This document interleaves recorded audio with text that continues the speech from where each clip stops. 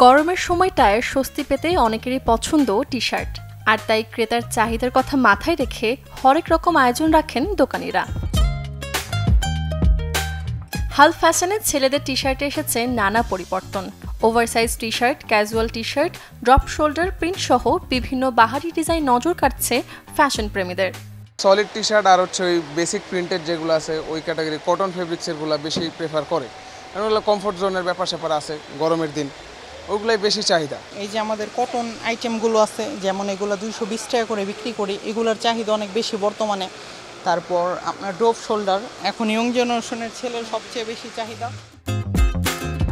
তবে অতিরিক্ত গরমের কারণে বেচা বিক্রি অনেকটাই কম, তাই কিছুটা আক্ষেপ পাইকারি শার্ট বিক্রেতাদের কণ্ঠে। এখন গরম বেশি হওয়াতে ঈদের পরে বা ঈদের আগে মোটামুটি ভালো ছিল।